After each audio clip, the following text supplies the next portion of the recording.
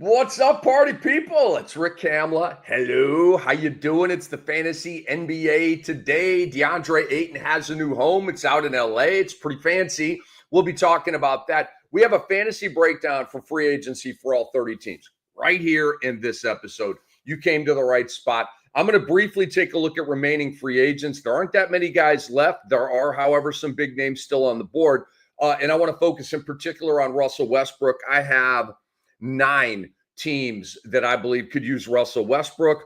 Some are more realistic than others, but that's the layout of the show. Your boy's having a bad hair day, okay? That's why we're going with the Twins hat. Love my Twins still. They're a Minnesota team that I haven't divorced from. I'm still divorced from the Vikings, by the way. I will not rep the purple. No, not anymore. Why, Cam? Why did you divorce how do you divorce your team? It's very easy. You just pull your emotional investment out of the team and you're divorced. And on Sundays, you will no longer have your heart broken all the time. Remember Sam Darnold at the end of last year? Wasn't that fun? It was for me because I called it and I'm on the sideline and all the Viking fans are boo-hoo, Skyuma, all that kind of stuff. So I'm out, but I'm still on the Twins, even though when they get to the playoffs, they lose every game. Bet Online is our amazing partner and sponsor. They continue to be your number one source for all your sports betting action. Check them out, Bet Online. Baseball season's in full swing. Football season's right around the corner. I just did a podcast with John Mozales yesterday. It's on my timeline at Rick Kamla Sports. Phenomenal show, mostly because of John. But football season's right around the corner. Bet Online has more ways to stay in on the action with the latest odds, news, scores, even live in-game betting. From MLB to UFC to tennis to NFL futures, BetOnline remains your choice for sports wagering info. Head to the website today, betonline.com, and take advantage of their industry-leading VIP program with level-up bonuses and weekly cash boosts. BetOnline, the game starts here. We start with getting my rundown in the right place. So with Deandre Ayton, of course, going to the Los Angeles Lakers, 2-year deal. Andre Lemouche is always with us. Andre, I'm curious about the money on this. I haven't seen it reported yet. Is this a veteran minimum deal? Is he getting like 2 years and $20 million, some kind of like full mid-level exception thing? I know that the Lakers did have access to their exceptions this offseason. So, if that's what it took to get Ayton, 2 years, $22 million, 2 years, $24 million, 2 years, $20 million. I mean, it's a really good deal for the Lakers. Don't get me wrong. It does create a million questions for the Lakers and Indiana. Is LeBron James content now? Sam Amick is reporting. Brian Windhorst is reporting. Scoopy Robinson with me on Monday on the Sports Ethos NBA show with Rick Kamla is reporting that LeBron and the Lakers, Ramona Shelburne, Shams Charania, they're all reporting about sort of this unzippering of LeBron James and the Lakers. So I don't know right now, okay? I did a little search. I know people with the Lakers, but they're going to be all mum right now. Plus, it's 5 o'clock in the morning out west or whatever right now. So we don't really know how LeBron is feeling about this yet.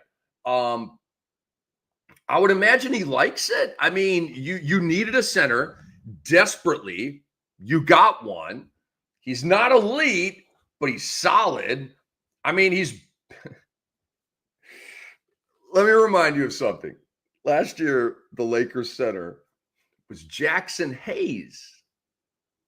DeAndre Ayton is way better than Jackson Hayes. And I'm not a DeAndre Ayton guy. Jackson Hayes, by the way, still a free agent, okay? So I would imagine that LeBron James is happy with this. I did see a really key piece of intel before I came on here. And it's from Dave McMenamin, obviously feckless Lakers source. He said, Dallas, I'm told, they would only be interested in LeBron in a buyout situation. Well, that's a buzzkill. Why? I don't get that. Only in a buyout situation. Dude, you have dudes you can package together for LeBron James. You have dudes. PJ Washington, he's a man without a role right now on this team. That makes no sense to me. They're treating him like he's some 39-year-old journeyman whose like career is flagging, and like, I mean, all right, like a little bit like a Brook Lopez, right? Like, you know, I could see like if Brook was still at 20 and all that kind of stuff. All right, you don't want to pay Brook Lopez $20 million. You want to wait for him in a buyout situation. Okay, like that somewhat makes sense to me. Saying that about LeBron James makes no sense to me, but this is the Dallas ownership and management, and so we already know how they roll, right? So that kind of bummed me out. It also kind of, to a degree, popped the bubble. It's only a report, but it's a great reporter and a pretty. This is kind of a hammer of a report right here. There are some reports that's like, okay, it's some news. And then there's some you're like, damn, that's a really key piece of intel right there. Is it true? We'll find out. I fear that it is. So the LeBron James to Dallas thing was kind of sexy, and I kind of dug it. But maybe that's not happening. Like I told you, there's so many questions from Ayton to LA. Will Deandre Ayton be motivated? I think, but I don't know. He wasn't even appropriately motivated on the Phoenix Suns when they were in the championship fast lane, going toe-to-toe with the Milwaukee Bucks. Yes, Ayton had a good series against the Bucks that year. He did. But there was a lot of low motor, a lot of going through the motions, and it pissed Monty Williams off. And that's why Monty Williams and DeAndre Ayton were at odds, was because DeAndre Ayton doesn't play hard enough, okay? Not a good enough team player. So it's an I don't know. There's a lot of I don't knows to these questions. We'll be tracking it. I think he'll be more motivated, but I don't know. Would I bet on it? A little? Like one of my $20 table tennis wagers, Andre? Well, I'll bet that on it. Not more. I am willing to risk $20 on will DeAndre Ayton be more motivated or not. No more than that. And I'm no stinge. I like to party. I'll roll the dice. I went big on some playoff bets, and like I'll do that. Not for this. Will Ayton play more games? Yeah. Because the last 2 years felt like shutdowns to me, or he just didn't feel like playing on a middling or mediocre or bad team. That's what it felt like to me. That he's like, wait, you want to play younger guys, and I get to get paid and just chill over here? Cool, I'm good with that. Like, who's good with that, right? DeAndre Ayton's good with that, right? Chronic underachiever. So yes, he'll play more games with the Lakers. Will Ayton help the Lakers win big? No, he won't. He's going to help them. It's a good move, but winning big is West Finals, NBA Finals, gold ball, parades, ski goggles, champagne. That's winning big. I don't see it. I don't think he has the fire in the belly for that. I don't like the construction of the team. I mean, I love Reeves and Luka and Bron. Love that. I do like Rui in the role that he's in for this team. I'm okay with it. In fantasy, I don't mess with him, but in reality, I like Rui Hachimura. I think he fits with this group. All right, let me go to their team right now. Let me tell you about the Lakers bench. It's pretty lame. Maxi Kleber, Jake LaRavia. Aaron Brewski loves Jake LaRavia, by the way, which I think is awesome. Shout out to Brew, the great Aaron Brewski. I do not share Brew's opinion of Jake LaRavia. Jared Vanderbilt literally has not made a basket in like 3 years for the Lakers. Dalton Connect, who JJ Redicates, and Gabe Vincent, and Bronny James. You know what, Andre? And our great audience, I have not done a sort of study on this and a stacking of this. The Lakers might have the worst bench in the NBA. That bench absolutely sucks. Kleber, LaRavia, Vanderbilt, Connect, and Vincent. That bench is horrible. It's horrible. So it's not even an Ayton thing at this point. It's a Rob Pelinka thing at this point. And I'm going to get to remaining free agents in a minute, like impact remaining free agents, not like Kyle Lowry, Campaign, DeLon Wright, Trey Lyles, not those guys. Those are just guys. Those are guys filling a roster spot. No, Deandre Ayton cannot help the Lakers win big because he can't beat 6 guys, as in himself and 5 bench players. How good are the Lakers now that they have a center? Look, guys, they were 3rd in the West last year. Do you remember that? 3rd, 50-32, like really solid. Okay, so the Lakers to me are not as good as OKC. Denver's had an amazing offseason. I now love their bench with the additions of Valanciunas, Tim Hardaway Jr., Bruce Brown. Minnesota, you bring back Naz Reid and Julius Randle, in my opinion, on team-friendly deals. And Houston, who has won the offseason. Despite the fact that I had my issues with trading Jalen and trading Dylan for KD and all that, the other moves that they have made, the depth they have created, the young studs and young guns that they still have, damn, they're ready to go, man. And they got that guy now. So in theory, you got that guy. And they missed that guy in the playoffs against Golden State last year because Jalen Green and Alpi, they're fantastic, but they're not that guy. Kevin Durant, LeBron, Curry, Kawhi, those are the guy, okay? Wemby's going to become that guy. Luka's that guy. Jason Tatum is that guy. Brunson's that guy, okay? But now Houston has that guy. Last year they did not. So I do acquiesce to Houston in that regard. They do have their guy right now. They are more ready to make a championship ascent with Durant than without Durant. I just don't like trading a 23-year-old guy or whatever Jalen Green is, 23, 24, I bet, for a 37-year-old guy. I just don't like doing that. Luka's 25 and Anthony Davis is 32. That's a no. No. I'm not giving up 7 years, bro. And that's the dynasty manager and me talking. But I did the age thing is so important. I'm not giving up.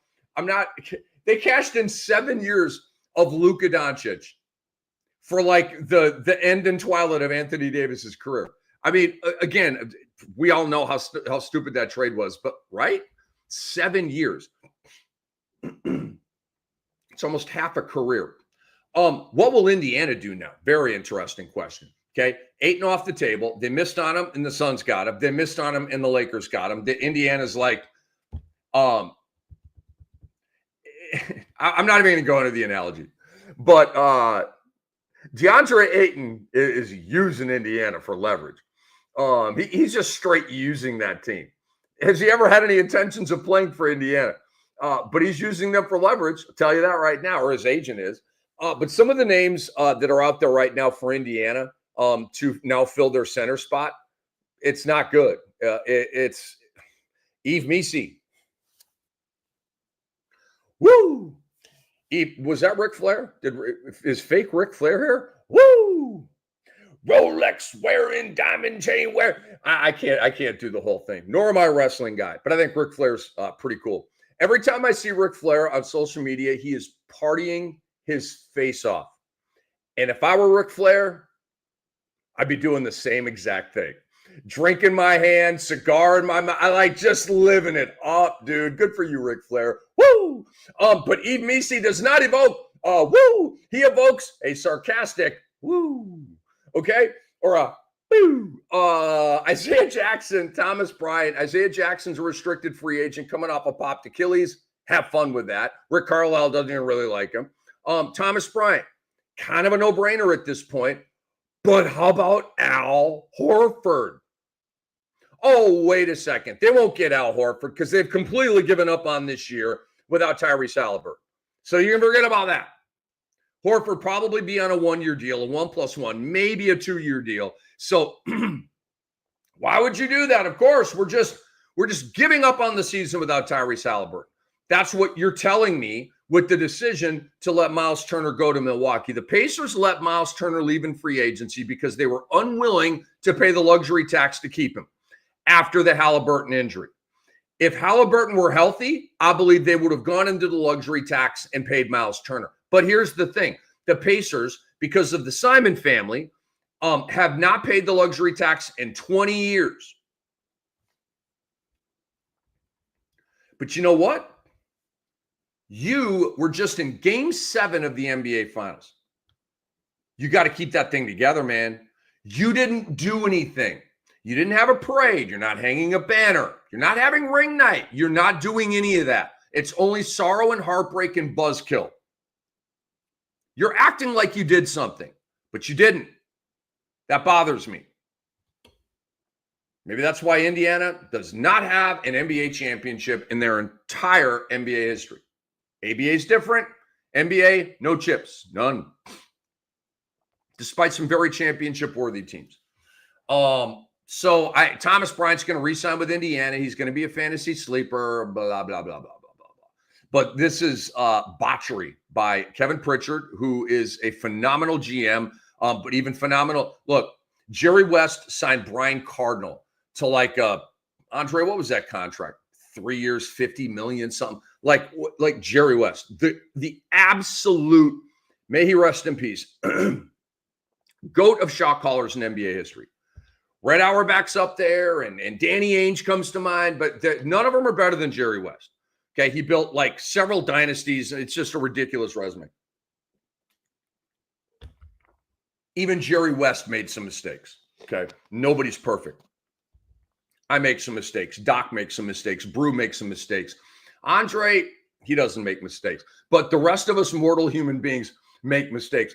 So we're now getting trickles of free agent movement. Trickles. Like the faucet, it's like the annoying faucet where it just goes drip, drip, drip, and keeps you up at night, right? It's one of those things. I believe we got 3 moves yesterday. Ayton, Deandre Ayton, going back to the Dallas Mavericks to be their 3rd string center. And when Kyrie Irving is healthy, he'll be maybe their 3rd or 4th string center. And Dante, I'm sorry, I can't help it, seemingly is hurt all the time. So there's that. But Deandre Ayton back to Dallas. Spencer Dinwiddie from Dallas to Charlotte in a free agent deal, not a trade. Okay, let me go to Charlotte's depth chart. Why? Why did you go get Spencer Dinwiddie? Spencer Dinwiddie does not fit, makes no sense on this team. Unless, of course, guys, I got to back up. I got to amend what I'm saying on the fly here. My bad. Charlotte got Spencer Dinwiddie for extra insulation at the point guard position for one very glaring and obvious reason. LaMelo Ball hates the game. There's no other way to say it. This guy plays 30 games a year, sits on the bench, and just enjoying life. No.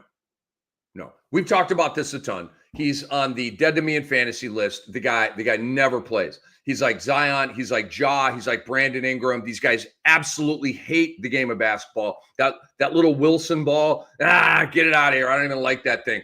I like the money. Show me the money, the fame, the lifestyle, the chicks, the cars, the $50,000 vacations, the $100,000 cabanas for a day in Vegas. Yeah, I got that. Okay. That's why. Okay, it makes sense. Good move, Charlotte. Okay, we're moving on here. Breaking news. Mike Brown is the head coach of the New York Knicks. I've already started I've already started beating the drum on this, and I'm going to do it until you're tired of me. The New York Knicks are winning the winning the Eastern Conference next year. They might win the finals. I think the entire world's going to pick OKC. Maybe some Manhattanites and some of y'all from the Bronx and the boroughs are going to be saying the Knicks are winning, and I get it, and I'm cool with it. Y'all rock with that. Y'all own that. Speaking into existence, all that stuff. OKC, I mean, they're OKC, dude. It is what it is. They're only going to get better. But they don't have the on a mission thing this year. That's the difference with OKC. There's a big difference in motivation between protecting, preserving, and going for a repeat. And coming out of losing, and then you're on that mission to get that ring. Very different motivation, and you get different levels of power from those two things. So OKC's not going to have that this year. New York is. So that is advantage New York. In terms of the motivation game, the on a mission game that I've talked about for years, going back to NBA TV, To me, the ball has been bounced passed into the New York Knicks' hands, and Brunson just went like that. Check ball, let's go. So I like the hire. I do. I don't understand why they fired Tibbs. I mean, I do. It's been well reported and all that. I still don't really like that move. I don't like that Michael Malone's not getting this job. I actually believe that Don Staley, at some point, one of these NBA teams is going to have the intestinal fortitude, or a word that rhymes with falls, but guts, to pull the trigger and hire a woman. The NBA is not ready for it yet. They're ready to hire female assistants very, very frequently and consistently, and they're all around the league, and that's great. It's going to happen. The ladies are knocking on the door, hard knocking on the door. One of these days, it's going to break through. Did I think Don Staley was going to get the job? Maybe. But this doesn't surprise me that they're going with Mike Brown. He's a fantastic coach. He's a great manager of a season. He's coached big-time guys from LeBron James, Kobe Bryant, Steph Curry. He's been with Kerr. He's been with Pop. He's done great things in his own right. I mean, the guy's got a great resume. It's a good hire, okay? It's a good hire. Don Staley would have been a gangster hire. Like, the Knicks just hired Don Staley? What? Like, that just sounds good, right? So Dawn's going to get her day. Becky Hammond's going to get her day, but today ain't the day. So I do like the hire, and the New York Knicks are winning the East. Now, I want to get into remaining free agents here and just kind of buzzsaw through this because it's interesting. Like I said, free agency has been turned down to a trickle out of your faucet right now. By the way, I'm Rick Kamla. We're the Fantasy NBA today. Having a bad hair day, thus the Twins hat. I'll be back with Dr. A and Aaron Brewski very, very soon. But this week's a different week for us. And so your boy's riding the horse solo, having a blast. Hopefully you guys are having a blast right along with me and enjoying this ditty that we are doing. So we continue on here with available free agents. And what I can tell you is at the point guard position, it's still pretty thick with players. And there's some nice names out here at the point guard position. And there's a bunch of teams that need a backup point guard. So let me see here. Jalen Green, 23 years old. Oh, here it is. Andre gave me the stats on Brian Cardinal. All right, so it was a different moment in time. It was back in 2004. So the money of the NBA was a little bit different.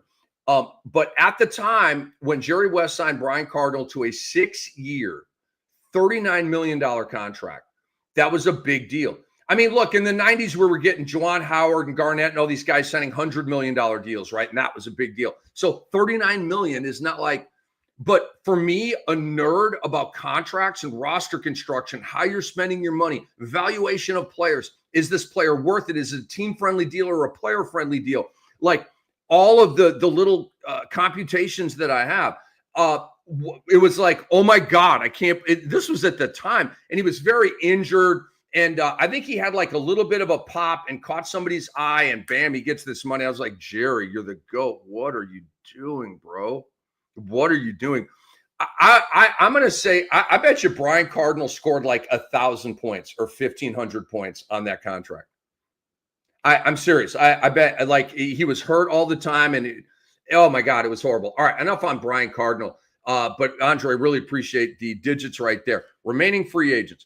At the point guard position, Malcolm Brogdon, Chris Paul, Josh Giddey's a restricted free agent. Chicago's not going to let him go. It's all about negotiating the years and the money. That's all it is. We'll get a Shams bomb soon about Josh Giddey re-upping with the Bulls. I read prior to free agency, they were talking about $30 million a year.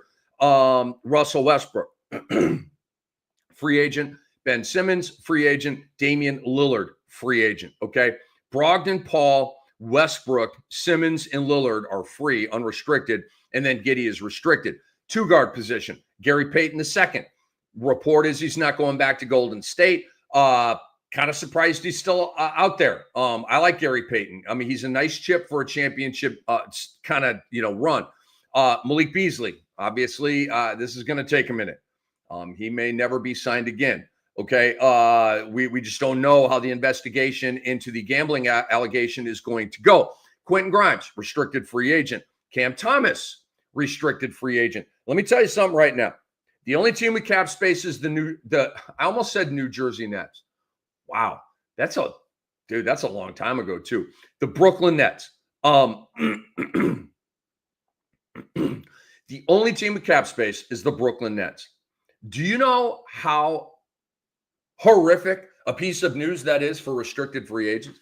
That means that the teams that they're negotiating with have all of the leverage, every single little bit of it. Zero leverage for the players and their agents. None. They would disagree with me on that because they're agents and players. It's fine. But they're wrong. If there are 5 teams with cap space, the players and the agents have leverage. If there's one team with cap space, the teams have all the leverage. And doesn't that kind of feel like it's the idea, the second apron thing? I just feel you've got all of these like solid players signing veteran minimum deals. Taurean Prince should be, to me, above the minimum. Gary Trent Jr. should be above the minimum. Both went back to Milwaukee for the minimum. Tons of guys. I mean, I could go through rosters. I don't want to right now. Like good players who should be making $4 million, $5 million, maybe $8 million, and they're on the veteran minimum. Dinwiddie's deal with Charlotte. Dinwiddie's better than a minimum player. He is. Dinwiddie's going to go out there and get you 20 if you give him minutes right now. Okay, he's better than a minimum player. I believe that was a minimum deal with Charlotte. There's just nothing out there. And Dinwiddie's like, I need a job. All right, I'm going to Charlotte. Screw it. Oh, that's right. Ball's going to play half the time. They do need me. I will play. Okay, I'm going. I'm happy. And another thing about restricted free agents, we're going to be waiting a while on these guys because the players and their agents right now are pissed at the low-dough offers that they're getting. That's why we don't have these signings yet. Okay? If the players and agents like the money in the years, we'd have announcements. We'd have signings. Okay? But we don't. I don't believe one restricted free agent has signed yet. Andre, if you can tell me that, and I don't want you to have to do some major research study, but I don't think one of the prominent restricted free agents has signed. I think only unrestricted free agents have signed so far. Restricted, remember Isaac Okoro last year went on and on and on and on and on and on and on and on and on. Okay, Cleveland finally signs him. They hated the contract. Boom, they immediately trade him to Chicago. Okay, that's how this goes. But Quentin Grimes, all jammed up. Cam Thomas, all jammed up. Josh Giddey, all jammed up. Let's go to the small forward position. Jonathan Kuminga, all jammed up. Restricted free agency. Reportedly, the Golden State Warriors still want him. Why? Let him go. I mean, why? The only thing that makes sense with that is keep the asset. And that is a big deal for me. That's one of my laws, rules, theories, whatever you have. Keep the asset. Sign and trade the asset, please. Okay. My goodness. Please end the suffering. Legit. Please end the suffering. Come on. I have so much to say. Like I'm speechless right now with the Golden State Kuminga thing. There may not be anything in the NBA that I want more right now than Kuminga to be out of Golden State. I'm tired of the storyline, tired of the narrative, tired about reporting on it and opining on it. Tired. I just am totally fatigued with it, dude. I'm over it. I need new. I need a reset button hit on Jonathan Kuminga stat. But the Warriors never comply with my plan. Let's move to the power forward position. There is one notable name left at the power forward position. Bull. Shout out to our boy, Bull, who the league hates. I don't get it. This guy plays, puts up digits. This is another mystery to me. Why does the NBA, should be a headline of an article, why does the NBA hate Bull? Boy, that gets some clickbait, right? Yeah, you get some numbers on that. Maybe I should pen that, Andre, for sportsethos.com. I just don't get it. Another guy, he's going to sign 2 months from now with some asshat team that doesn't even need him. He'll be some 4-string backup fucking power forward, okay? And why does the league hate Bull? Again, look at his game log, look at the games with 20-plus minutes, and get back to me and tell me how those box score stat lines look in 20-plus minute games for Bull. They look pretty effing good, okay? And is he just a fantasy player, but he actually sucks in reality? If you're out there making plays and getting buckets and blocking shots and hitting threes, which is great in fantasy, how is that not helping your team in reality? Like, oh, Bull, maybe not a great defender. Maybe, what? I mean, how many perfect players do we have? Steph Curry's not a perfect player. Trae Young is far from a perfect player. I don't get it. I hate it. Bull's the best free agent, power forward left. Center position, it's Al Horford, it's Thomas Bryant, and that's it. Okay? Guys, you have, to me, four notable front court free agents available. That's it. 4, okay? Jonathan Kuminga, Bull, Al Horford, and Thomas Bryant. That's where we're at. Okay, the other names, Marvin Bagley, Boucher, Trey Lyles, Achua, Mo Wagner, Tristan Thompson, Taj Gibson, DeAndre Jordan, Jackson Hayes. You get the idea. That's why I give you the notables, okay? Those other guys aren't notables. Somebody's going to sign Jackson Hayes, and you're going to be like, I could not care less about that. So the point guard position is very full with guys. There's a few shooting guards out there, but really only one of them's available, GP2. Grimes and Cam are tied up with restricted free agency, and Beasley is tied up with federal authorities. Russell Westbrook, I want to focus on him here real quick, okay? I've got 9 teams, to me, that should be knocking on the door of Russell Westbrook. The Atlanta Hawks. How nasty would the Hawks be if they signed Russell Westbrook? And I can tell you right now, the city of Atlanta would welcome him with open arms. They love stars.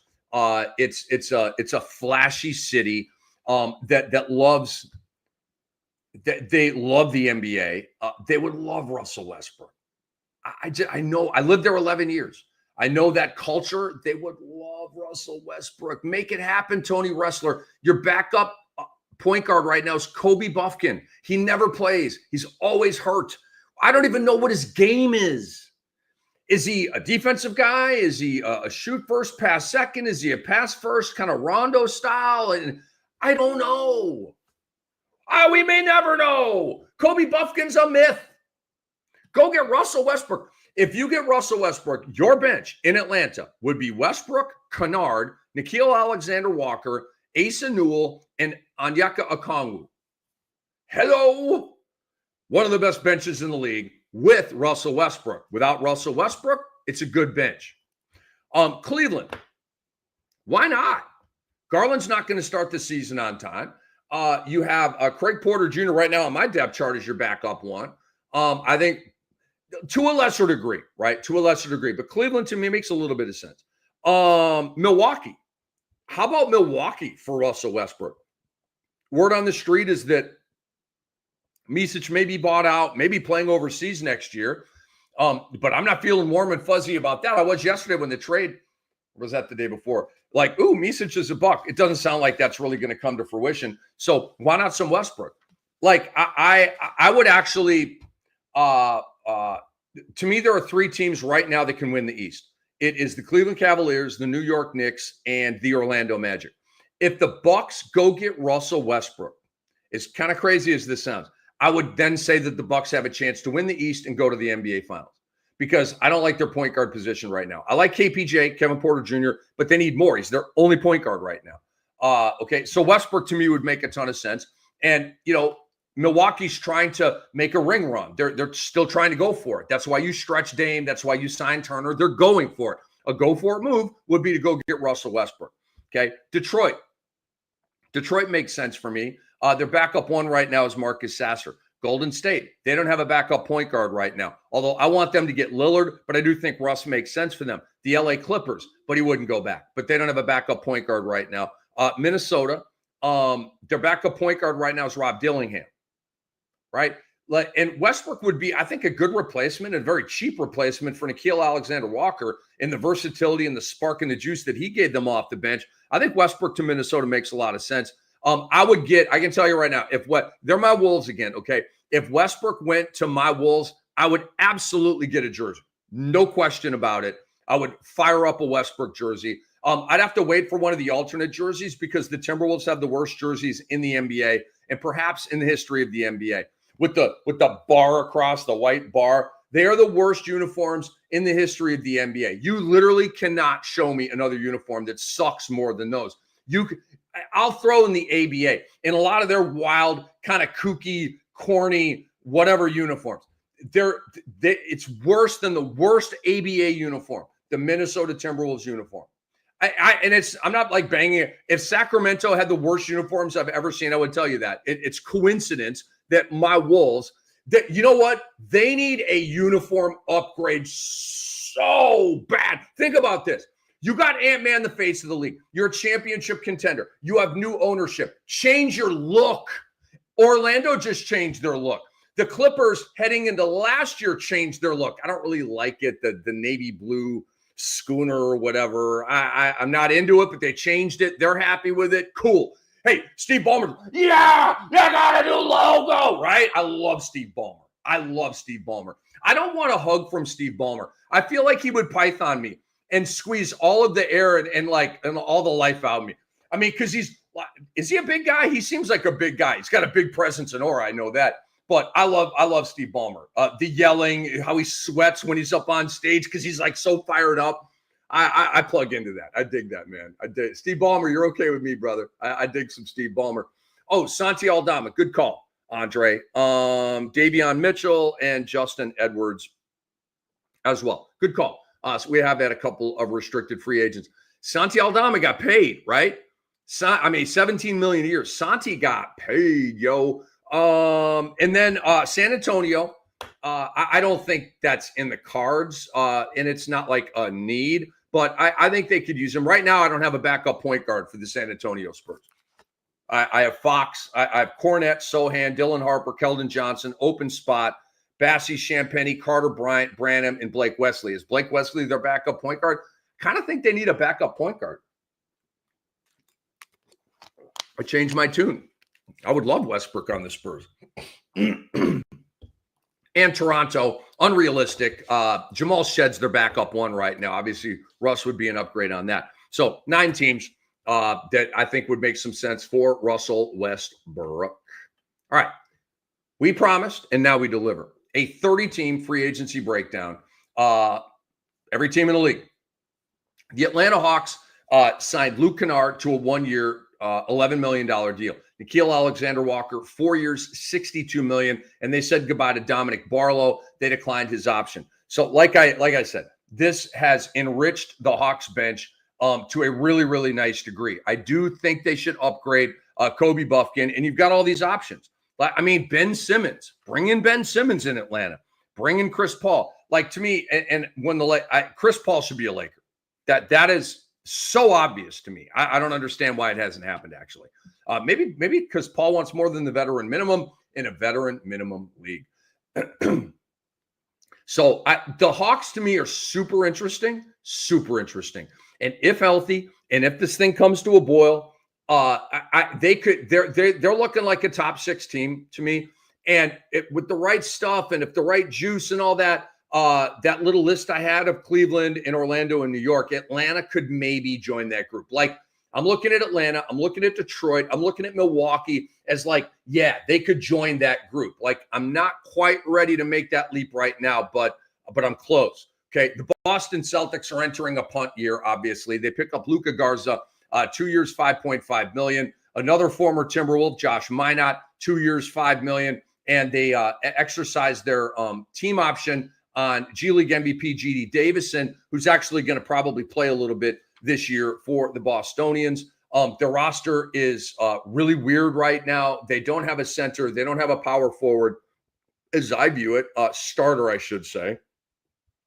My depth chart right now, and I actually moved guys over because it looks like this is how they're going to war. Right now, it looks like Nemish, right? Keita, George Niang are going to be starting for your Boston Celtics. Andre, can you please tell me if Boston has their pick in 2026? I've not looked that up. I'm smelling a tank, dude. I'm smelling Golden State the year where Clay was hurt. I think that's when Durant left and Steph fell and broke his hand, and they won like 15 games. And they got Wiseman in that next draft. I'm getting those vibrations from Boston. Tatum's out. He ain't going to play this year, or if he does, very little. Because I had to do this. Like, I had a vacated center and power forward spot for Boston. But think about this. You have Queta, you have Xavier Tillman, you have Luka Garza, and you have rookie Amari Williams. That's 4 guys. Are they going to bring in a guy that goes in front of Queta? Doesn't look like it. There's not really a whole lot available left on my list here, okay? George Niang, followed up by Jordan Walsh, followed up by Minot, followed up by Tatum, who I've bolded because he's probably not going to play. So I don't like that position. It's the worst power forward position in the NBA. Niang, Walsh, Minot, ew. Ugh, feel like vomiting, okay? But it's 3 guys, 3 deep. They're all under contract. They will be there barring a trade. Jaylen Brown, Sam Hauser, Anton Watson, who was the second-round pick last year, okay? Derek White, Baylor Shireman, Hugo Gonzalez, Max Shulga, 2 shooting guards who were in this year's draft for Boston. Then you have Simons, you have Pritchard, you have J.D. Davison, okay, is your 3-pack of point guards. They have right now 18 guys. I think 17's the roster limit, right? So they're going to have to make a move here. Maybe send a guy to the G League. I don't know. Maybe Max Shulga. I don't know. Maybe he's in the G League all year. But that roster sucks. That roster's not winning anything. Okay. So that's what I'm sensing for Boston is they may just absolutely take a punt here. The Celtics have their 2026 pick. Okay. Do I know? I don't know anybody that's going to be available. I mean, give me a break. It's a year from now. I don't care. Numish, Nummyish. Oh my God. I'm moving. I can't. Celtics have their 2026 pick. So I'm smelling a tank here, guys. You know what? I'm also smelling a money-making opportunity because Boston's win total is probably going to be overinflated because they're Boston. Okay. And so you now know, you tell me, you think Boston's going for it this year? You think they're trying to win 50 games? Or you think they're trying to win 20 games to get a top draft pick? And let Brad Stevens, one of the masterminds of personnel evaluation, that's the way they're going here. Take the under on the win total for Boston, and you will make money.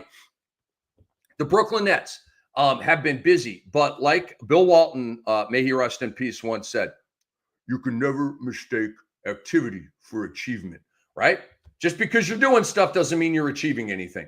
That's not a good Bill Walton, but Bill's my guy. Love you, Bill. Brooklyn Nets.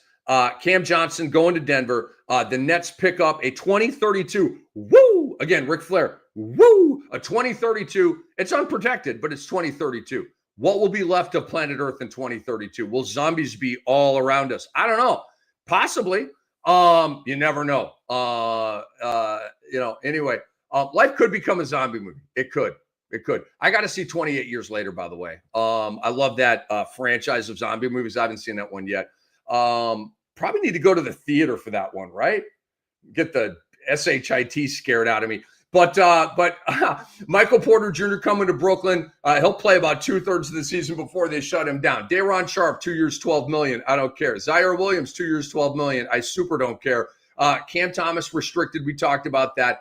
And they picked up the team options on Keon Johnson, Jalen Wilson, Tyrese Martin, and Drew Timme for the 25-26 season. I actually need to update my depth chart on those last couple of moves, Andre.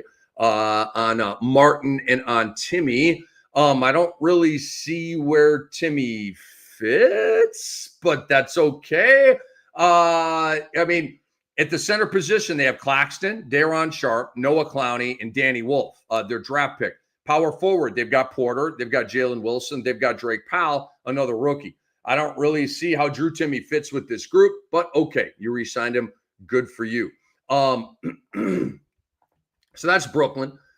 Brooklyn right now would be my prediction for the worst team in the NBA this year. They're very obviously trying to be bad.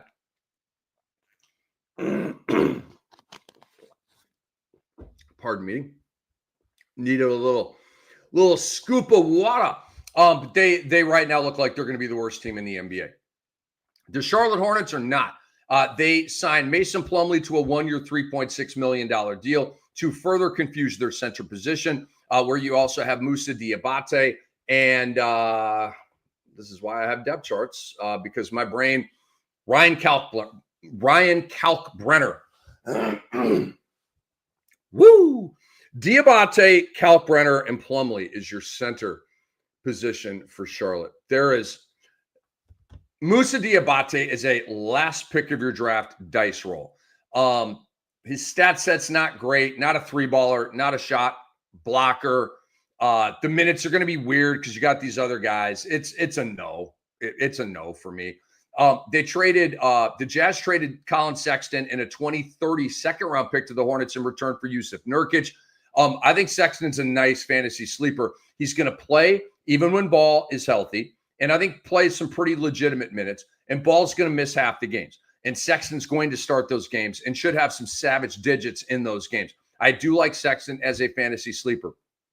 Pat Connaughton comes to Charlotte in the Micic trade. I said this a day or two ago. He has no role on this team at all. He just doesn't fit. I believe he'll be bought out. Trey Mann's going to be the backup too. In the right situation, Trey Mann could be a really good fantasy player. This is not the right situation. He's going to share the Charlotte backcourt with Colin Sexton and Spencer Dinwiddie, and it's all jammed up, and that's not good news for him. Dinwiddie signs the 1-year deal with Charlotte, and now we move on to the Chicago Bulls. And by the way, like I said, I think Charlotte's got some upside. I think they've got PIT eligibility this year. I'm kind of intrigued with the Charlotte thing. The Chicago Bulls have been quiet so far. They re-signed Trey Jones. He'll be their third-string point guard. No fantasy relevance at all. 3 years, $24 million. Lonzo Ball was traded to Cleveland. Isaac Okoro coming back to Chicago. He will be a bench forward for them. No fantasy relevance at all. I already told you guys, this is the role player free agency. This is the free agency of role players and minimum contracts. The Cleveland Cavaliers trade for Lonzo Ball, a move I applaud. Garland's not going to start the season on time. Lonzo Ball is healthy and is still a terrific player. The shot is all busted up. Hopefully he's going to get that dialed in this summer. But I like to get Sam Merrill overpaid, 4 years and $38 million. That's too much for Sam Merrill. I don't understand that. We got cats out here signing minimum deals, and Sam Merrill gets almost $10 million a year. No. I said last year when they gave Max Strus like $22 million a year. I'm like, what are you doing? What are you doing, dude? How many teams around the league are going to pay Max Strus $22 million? Isn't it 22? Let me go to my depth chart. I thought it was $22 million a year. I'm wrong. I don't know how 15 and 16. He's in the 15, 16 range. All right. A little high, though. A little rich for Max Strus. I look at Matt. Look, Aaron Nesmith is like at $10 million a year. You know that Aaron Nesmith is one of my heartbeat guys, as the kids do. I love Aaron Nesmith, okay? Aaron Nesmith is a rock star 3-and-D guy. Right there with the best in the league. And he's a $10 million a year player. I'm just saying, Strus at 15 or my guy at 10. I mean, give me a break. So to me, that's bad money to pay Strus that much money. Anyway, back to our story here. Sam Merrill, 4 years and 38 is laughable to me. Laughable. 4 years and $20 million for Sam Merrill. And the guy's a one-trick pony. 3-baller. That's it. You're going to pay a 3-baller? Detroit just paid Duncan Robinson $16 million a year. I'm telling you, Duncan Robinson leads the league in staying paid. This guy's amazing. Absolutely amazing. Larry Nance going to the Cleveland Cavaliers, I presume on a veteran minimum deal, and he's worth above. Larry Nance Jr. to me is worth 4 and 38 more than Sam Merrill is. It's a weird league that we have here, guys. Luke Travers, whoever that is, signing a 2-way qualifying offer to return to the Cavs. The Cavs declined their team option on Chuma Okeke, who is a free agent. Now, the Dallas Mavericks have made a couple of moves here. D'Angelo Russell brought in, good move, fantasy relevant. He'll be a sleeper.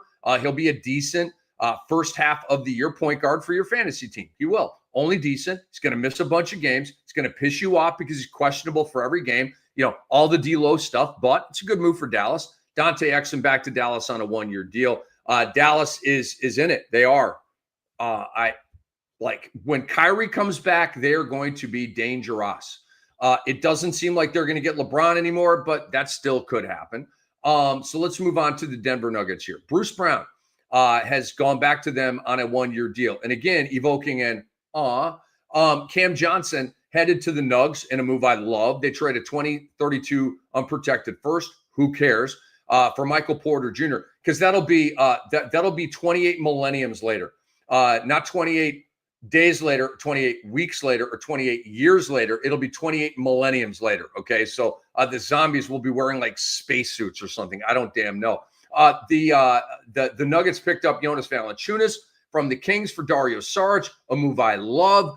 He's not fantasy relevant, okay, unless you're in like a 30-team league, because he backs up Jokic, who plays huge minutes and plays virtually every game. So it's a bad fantasy spot for Jonas. It's a great reality spot with him and the Nugs. Tim Hardaway Jr., he's got to be a starter for me to even consider him in fantasy. He's going to be a bench player in Denver. He's going to have, his game log is going to go like 17, 11, 3, 4, 22, 13, 8, 17. It's going to be all over the place, okay? There's going to be nights he's making shots and his minutes expand. There's going to be nights he starts 0 of 5 and its minutes are going to contract, okay? So it's just going to be that. And it's a very relevant reality move, not a super relevant fantasy move, okay? Unless there's an injury, God forbid. De'Ron Holmes II, right Achilles tear, will play in the summer league, and there's no player I want to watch more in the summer league than De'Ron Holmes. That includes Bronny and Cooper Flagg, by the way. Detroit, you get Karis LeVert, 2 years, $29 million. Like it. You're building your bench. You're moving on from Malik Beasley. Paul Reed, 2 years, $11 million. You bring in Duncan Robinson for Simone Fontecchio. Big time upgrade there. 3 years, $48 million for Duncan Robinson. And Malik Beasley obviously is in it right now, being investigated for allegations of gambling on games and props. No bueno there. I wish him luck and Godspeed. Golden State, okay. They exercised their team option on Guy Santos. Woo! The Warriors are exercising their almost $2 million team option on Quentin Post. No brainer. And they have tendered the qualifying offer to Jonathan Kuminga, making him a restricted free agent. I do feel like a move is coming here from Golden State. I do. Damian Lillard or getting a Horford. They've been really kind of chill so far. I feel like Golden State's about to make a headline here. They're a team that I just don't like them. My feelings about Golden State are seeping into they're really not, because I was right last year, right? I was right. Because Golden State's going to make a run. They're going to make a run. They're legit. I said, no, they're not. They're overrated. They're false. They're fraudulent. Who is proven right with that? Me. I mean, you beat Houston. Okay, good for you. Most of us thought you'd beat Houston, a playoff neophyte, and then you got beat in the second round. So there was no long playoff run here. Houston, biggest winners of the offseason. They are the second deepest team in the league now. You bring in Capella, 3 years, $21.5 million, third string center, no fantasy relevance at all, but a really good move. Dorian Finney-Smith, major overpay here, 4 years and $53 million. Andre has told me that the back 2 years of this contract are team options. Makes me like it more, but still, the upfront money on that. I mean, you're paying Dorian Finney-Smith more per year than Aaron Nesmith.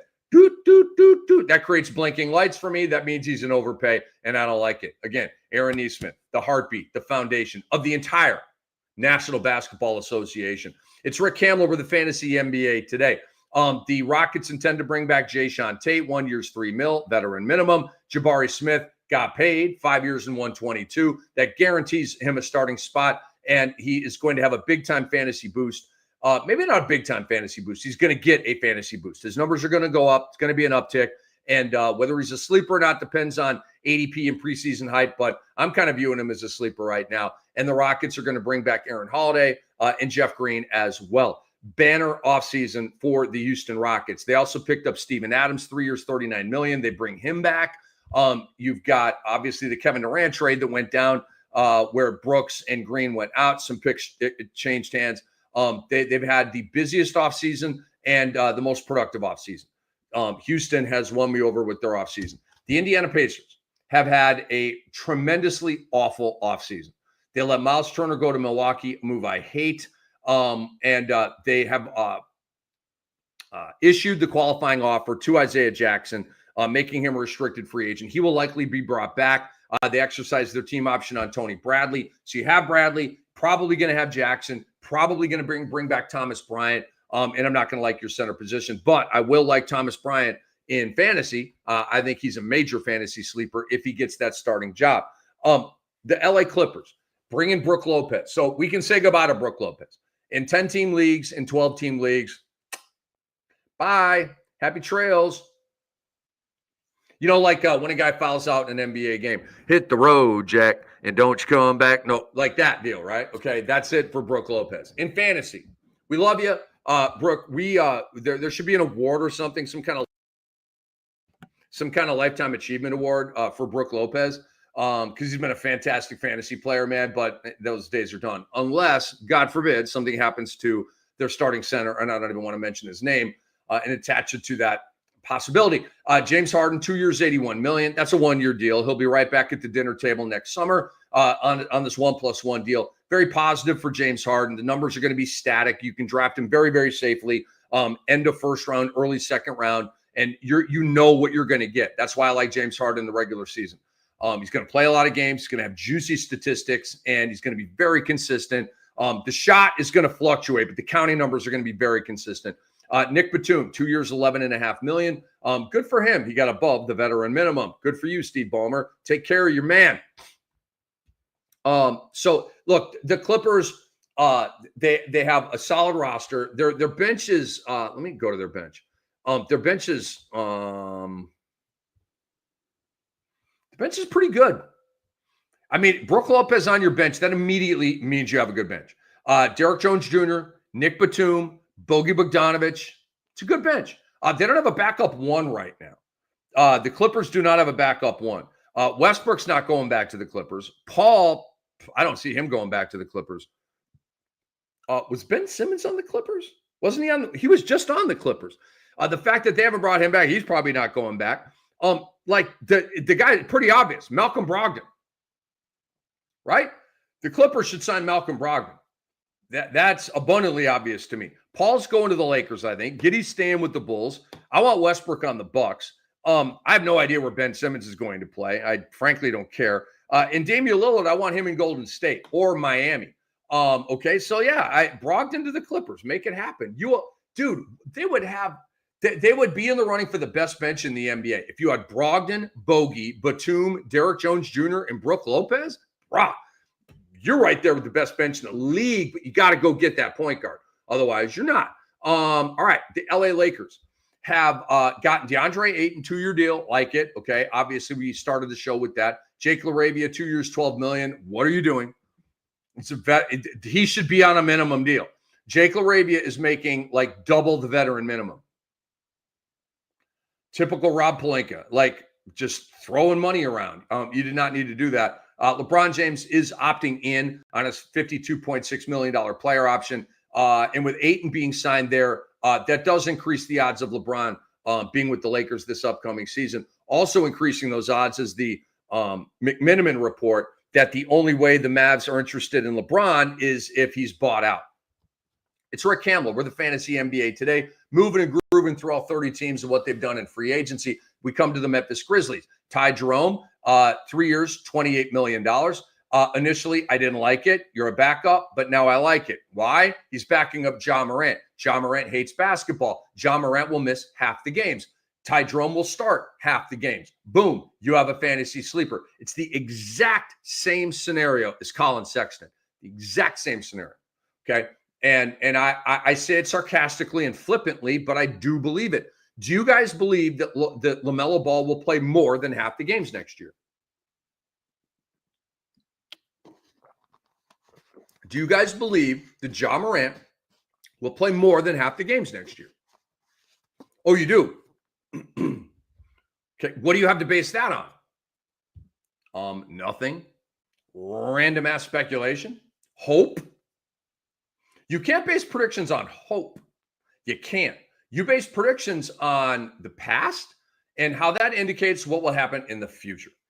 Hope, like I say all the time, hope is worthless in sports. To fans, it's not.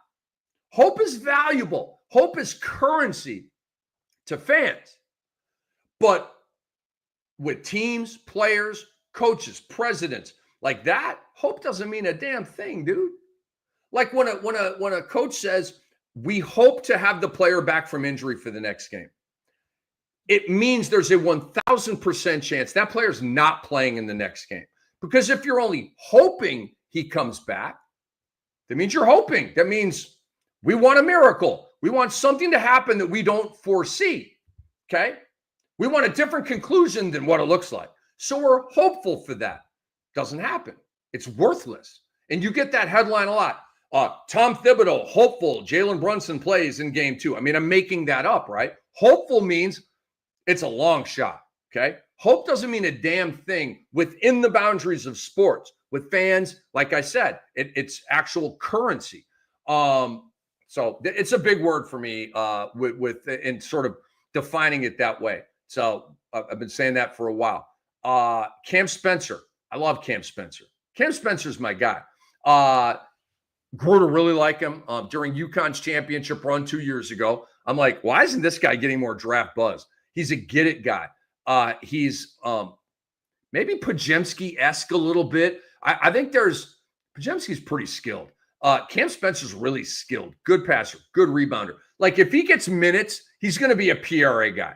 He'll be a 5-board, like 6-assist guy, 15 points. Like I love his stat set. He's really smart and really instinctive. I see some steals there. But anyway, that's all down the line. That's not going to mushroom this year. 2 years, 4.5. I like me some Cam Spencer. That was a good pick by Zach Kleiman.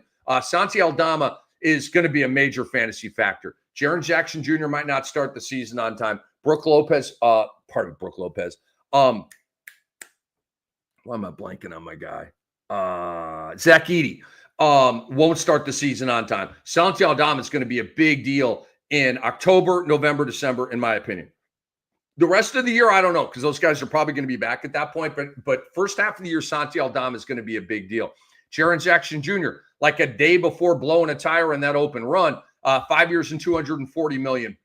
Good for him. He'll be reevaluated in 12 weeks after surgery to repair a turf toe injury in his right foot, suffered in a recent practice. Like I've said, Memphis is a very interesting roster. The fact that Edey and Jackson aren't going to start the season on time is a massive buzzkill. And Ja's going to miss half the games. They're probably going to be a play-in tournament team, and we move on. The Miami Heat. You get Davion Mitchell back, 2 years, $24 million, and Simone Fontecchio coming down to Miami with Duncan Robinson going up to Detroit. Davion Mitchell, I love him. I love the spot. I love the opportunity Miami gave him. I love how much Spo loves Davion. And, he wants that rugged, elite, agile defender at the point of attack. Okay. Because it's like, I'm trying to think of like an NFL, and who cares? But Davion Mitchell's one of the best defensive point guards in the NBA. And playing for the Heat, a visible team, like next year might be an all-defensive team deal for Davion Mitchell. He may make first or second team all-defense. So it's a great get from Miami.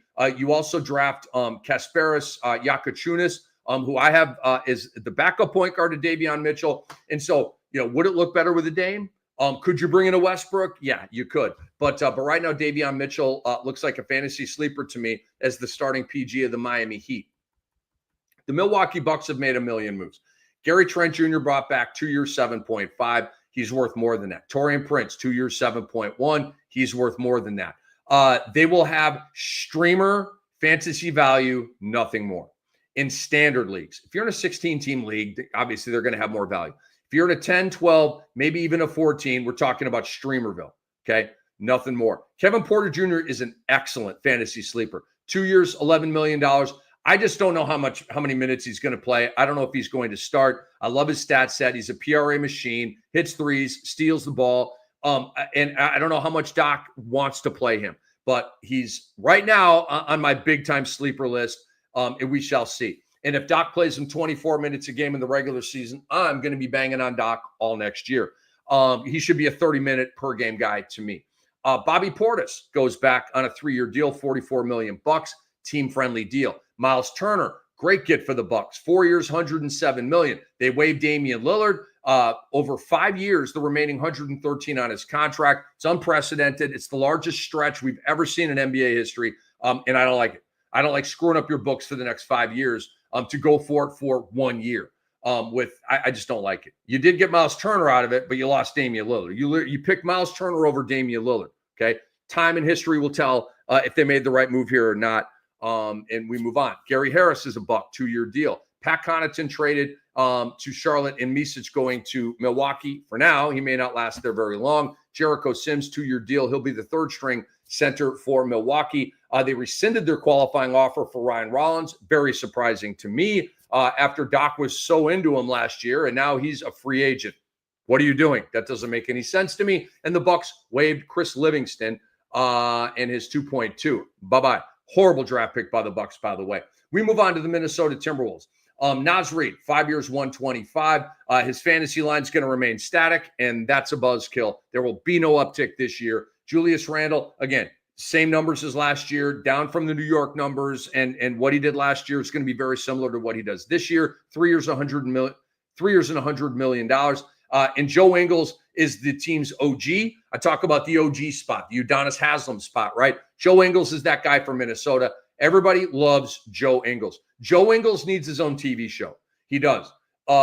He's got a great personality. He's funny as hell. You always see his teammates joking with him. Whenever he's in the game in garbage time and he does anything, the bench freaks out. Okay, like if he makes a three, they're falling all over each other like a Ja Morant dunk all over a 7-footer. Right? It's one of those deals. Everybody loves Joe Ingles. They loved him down here in Orlando. Okay, he was their OG for a minute, and Joe Ingles. I hope Joe Ingles gets a ring with my Minnesota Timberwolves. I think that'd be really, really cool for Joe Ingles to get a ring in his twilight here. You know, once upon a time, Joe Ingles was a hell of a player, but he's an OG right now, and I think that's cool. I legitimately believe the Wolves can win the ring next year.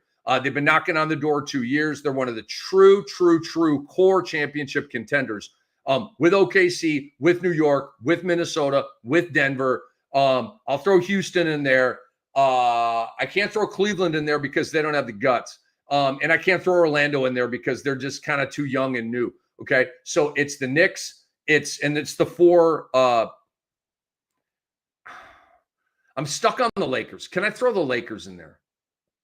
I can't. I got to see it. I got to feel it. I can't. I'm good with my list.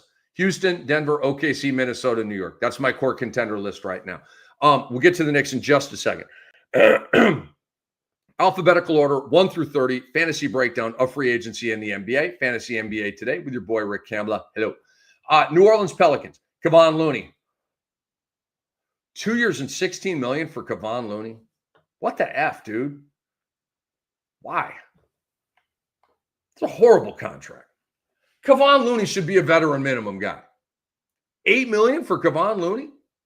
And you got Trent and Prince over here on veteran minimums, making 3-something a year. Kevon Looney's making 8. Why? Because he's got rings?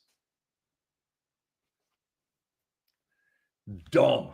I hate it. You have Derek Queen, you have Yves Missi, you have Kevon Looney. I roll. No, it's not fantasy irrelevant. Okay. This brought great pain and sorrow and distress to the aura and soul of Andre Lemouche when the Pelicans declined the team option on Elfrid Payton.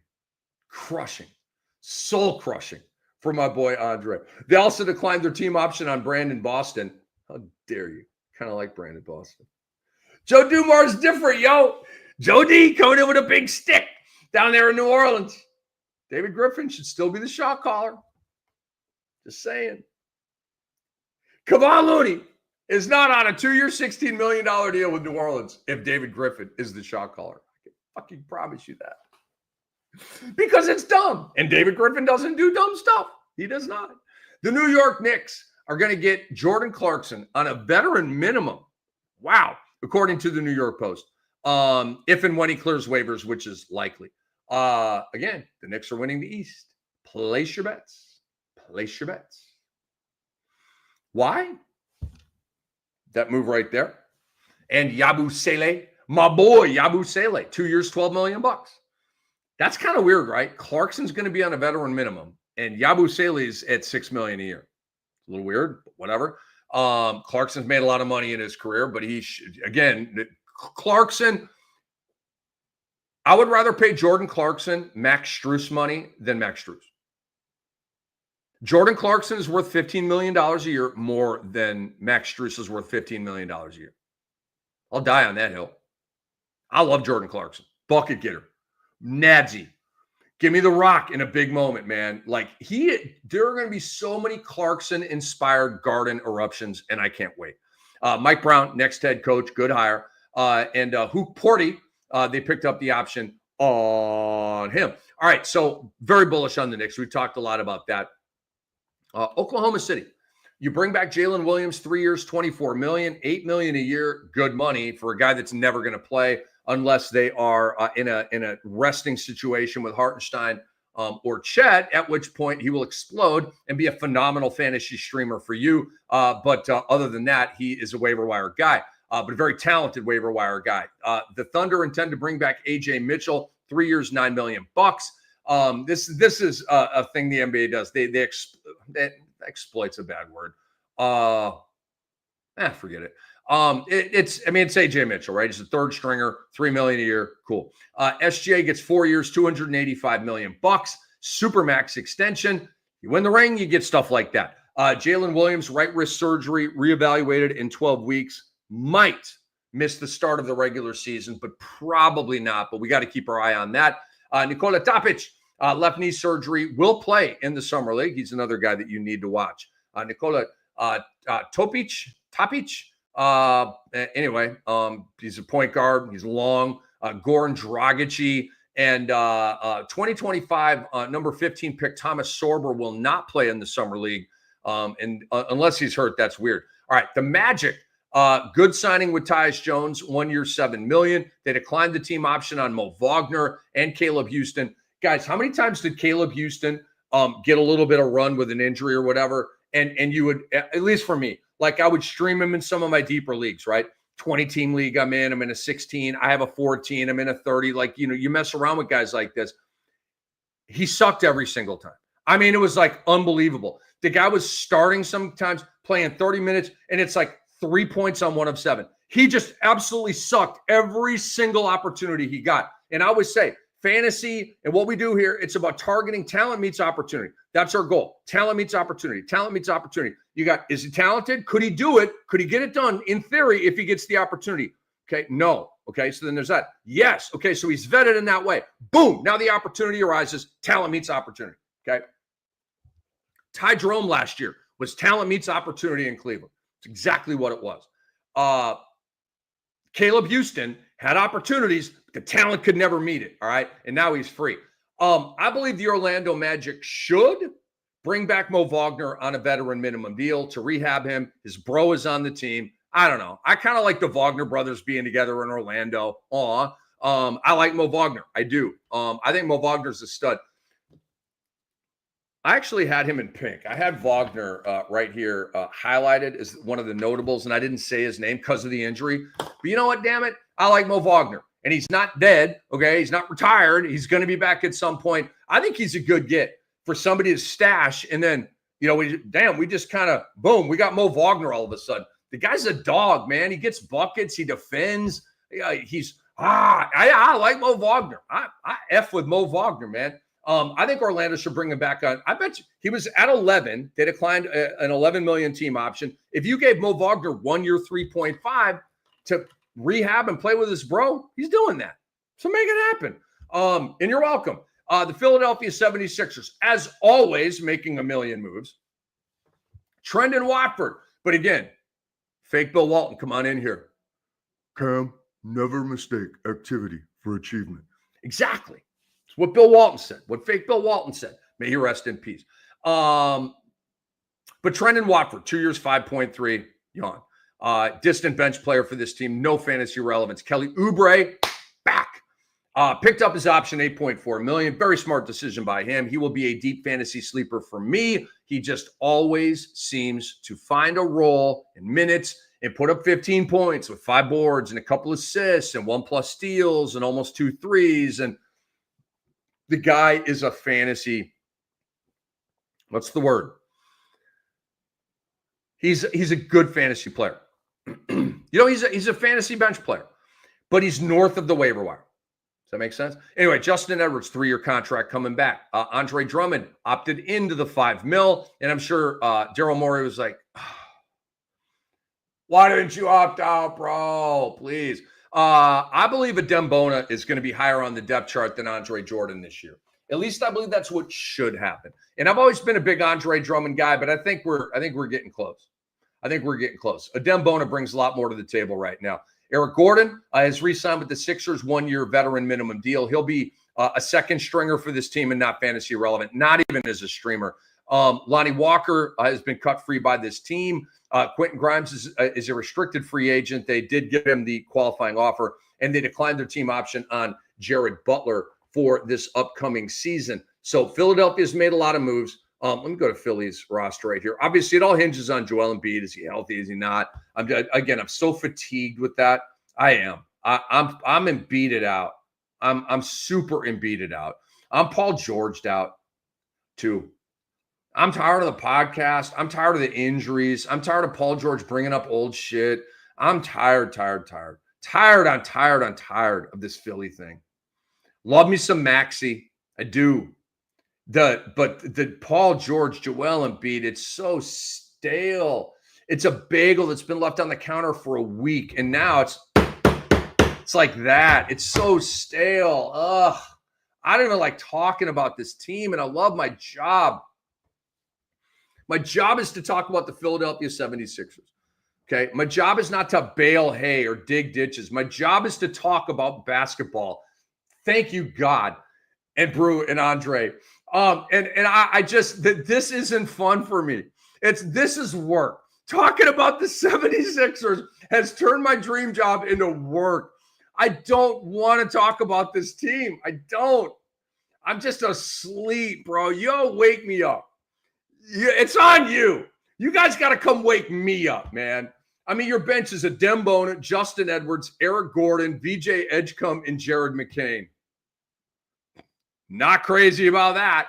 Embiid, Oubre, George, Grimes, Maxey is your starting 5. If you re-sign Grimes, I'm just out.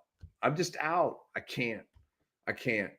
It is what it is. You know who Oubre is. If Embiid's are you guys going to draft Embiid in fantasy? Really?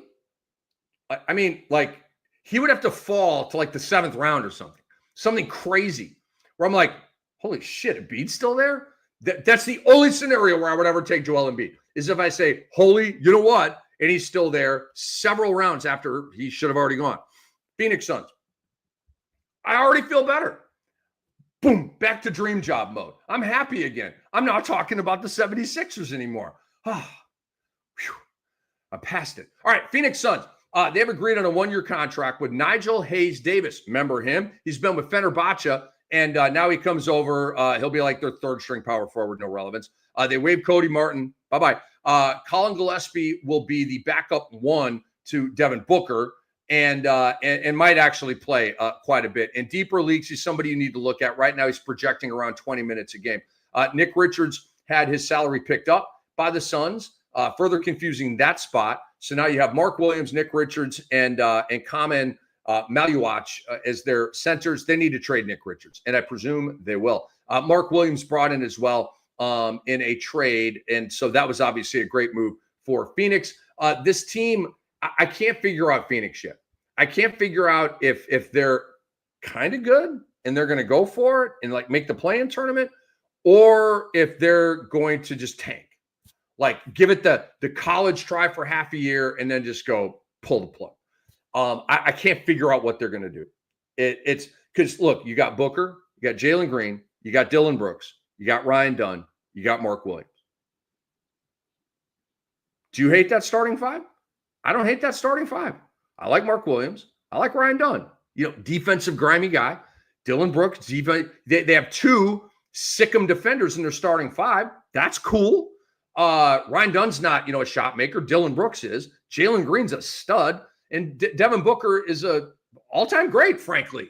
He's a first ballot Hall of Famer. One of the top 15 or 20 players in the NBA. Okay. Booker, Green, Brooks, Dunn, Williams.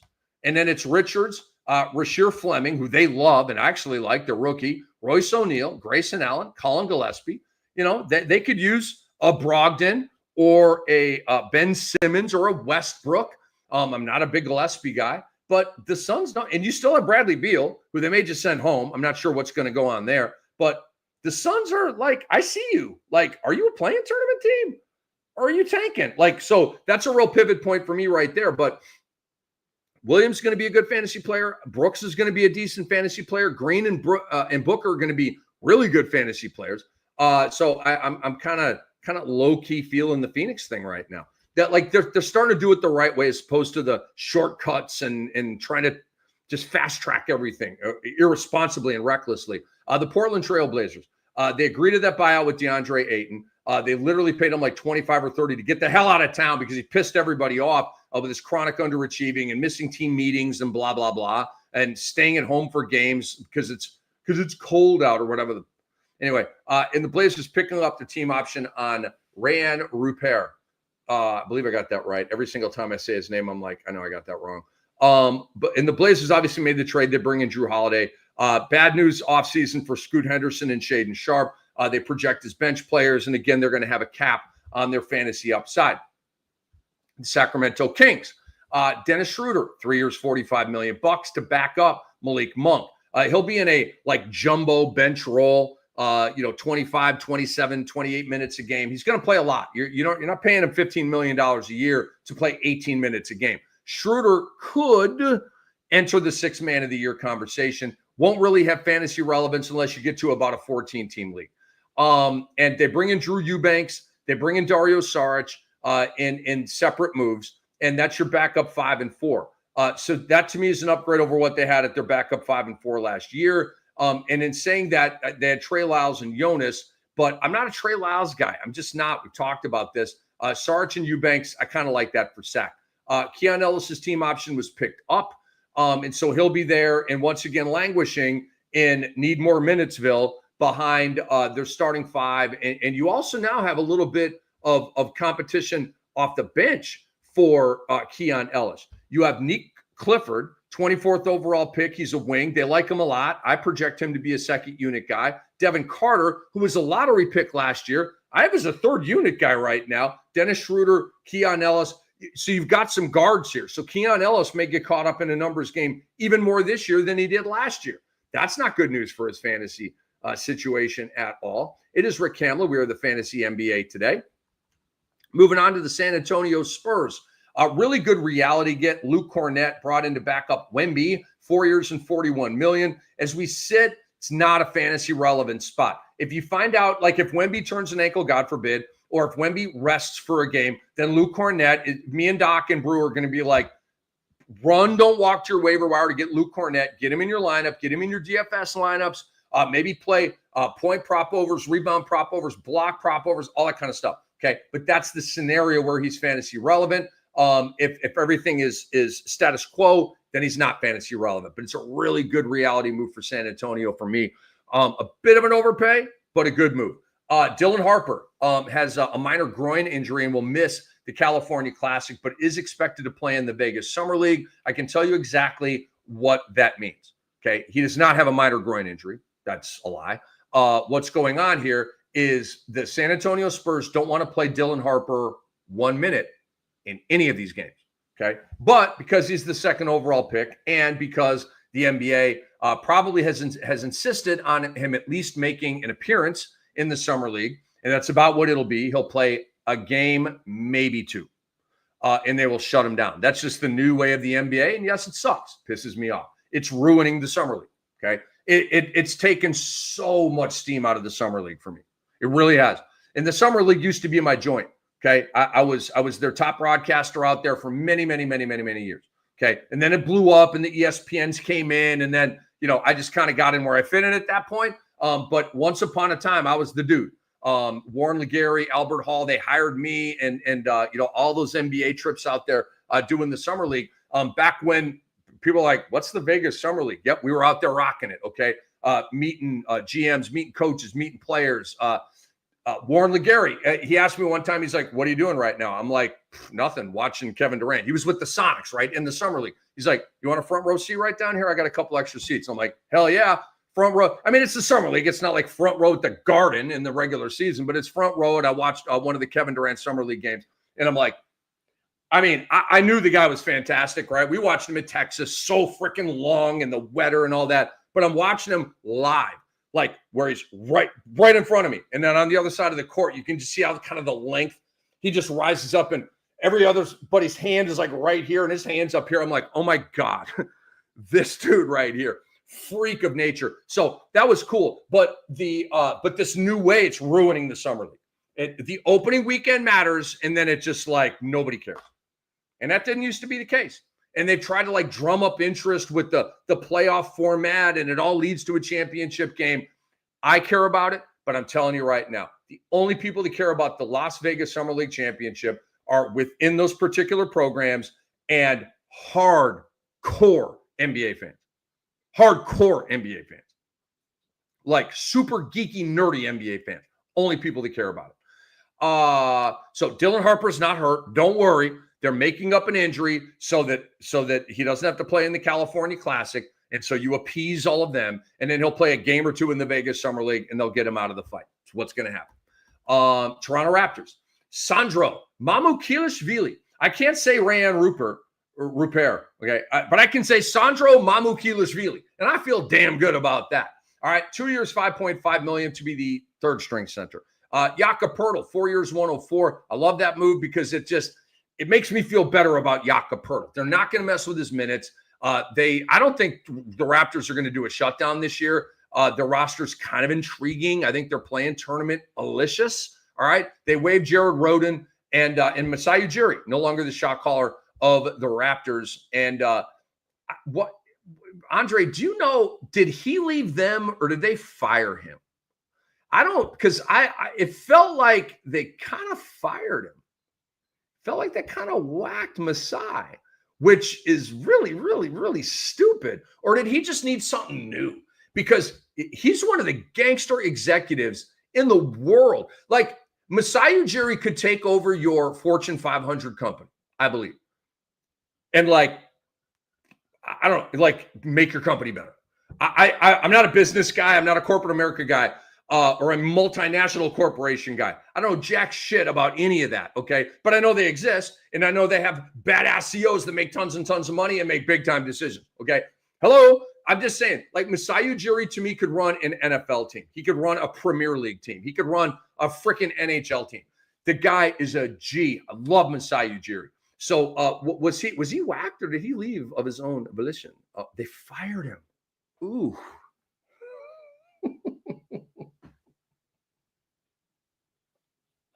This league is on tilt, dude. Hold on a second. And I know we're going longer. I got to wrap this up. Hold on a second. So you're telling me that in 1 year, David Griffin got fired, Masai Ujiri got fired, Thibodeau got fired, Malone got fired, and Jenkins got fired. Taylor Jenkins of Memphis. Michael Malone of Denver, Tom Thibodeau of the Knicks, David Griffin, former shot caller of the Pelicans. This league, dude, I'm telling you, this league is on tilt, man. There's never a dull moment. They fired Masai Ujiri as Raptors president and vice chairman after 13 years with the franchise. Fired. How dare you fire Masai Ujiri? What is wrong with you people? Hey, if you're watching us on Twitter, make sure to subscribe to the Fantasy NBA Today podcast feed because we appreciate you guys watching live on Twitter, but not all of our offseason episodes are going to be on Twitter, but they will all be on the Fantasy NBA Today podcast. So check us out over there. If you're tuning in late, it's a bad hair day for your boy, so I'm rocking the Twins hat. 1 year, Griffin, Masai, Tibbs, Malone, and Jenkins. Again, we're in the twilight zone. Luka traded. We're in the twilight zone. It's crazy. Frankly, batshit crazy. 2 more teams left, guys. 30 teams. We promised. I deliver. The Utah Jazz guaranteed the salary of Svi Mikhailiuk. I knew that would be met with crickets. The Jazz obviously trade Colin Sexton out. They bring in Yusuf Nurkic, who has no position on this team at all, as I view it. Third string center. They should waive him, trade him. I don't damn know. But that just looks weird to me. They waived Johnny Juzang. They just signed him to a 4-year, $12 million deal. But they waived him, and he really didn't fit with the team after, especially this year, you dropped Ace Bailey's a combo guard. He's going to be their starting two. Walter Clayton Jr., the national champ, is going to be their backup two. And they've completely redone their two-guard position. So they didn't need Johnny Juzang. I've never been a Johnny Juzang fan. When he was balling with Jaime Jaquez back at UCLA, I was like, what's the fuss with Johnny Juzang? He'd have some eruptions from time to time, but I just didn't see it. And Yusuf Nurkic going out there to Utah, like I said. And the Washington Wizards. They waive Anthony Gill. The Wizards tender a two-way qualifying offer to Tristan Vukcevic, making him an RFA. And so there it is. There's your 30 teams. There's your 30 teams. I appreciate you guys joining us, man. I really do. So this will wrap up our week. We'll be back next week with more episodes of the Fantasy NBA Today. We will welcome back Hall of Famer Steve Alexander. And a big shout out to Andre Lemouche. Big shout out to all of you for watching. Please retweet this on your timelines. Let them all know what your boy Cam is doing over here. Couple reminders. Go to sportsethos.com, please, our beautiful, shiny, awesome website. We will not bilk you of cash. We're going to give you tremendous value. We want you to go to the website and subscribe to our work, okay? And then you can peruse all of the great articles. We have the fantasy football draft guide right now, which is NFL. I'm bringing this college football fantasy to it. So we've got the college and the pro thing covered at the highest level possible. I just worked with John Mozales yesterday. I can tell you right now, the guy's a scientist of the NFL, okay? A scientist. We're really good with analytics. And all that kind of stuff. They're badasses, okay? Trust me, spend a little bit of money, huge bang for the buck, and we're gonna set your rate, all right? So you're gonna be grandfathered, where when additional stuff is added to it, you're gonna be locked in with your price, and you're gonna have additional value there. There's literally no reason not to do it. And then you go to your favorite app store, and you download our app, the Sports Ethos app, right on your little phone. Right? On your phone. You go to your app store, you download the Sports Ethos app. The best news of all, it's free. Okay. And we've got blurbs, very comprehensive and thorough blurbs on MLB, NFL, and of course, our beloved NBA. This episode's been brought to you by Bet Online. Have a great weekend. Happy 4th of July to the United States of America. And we will see you next week, everybody.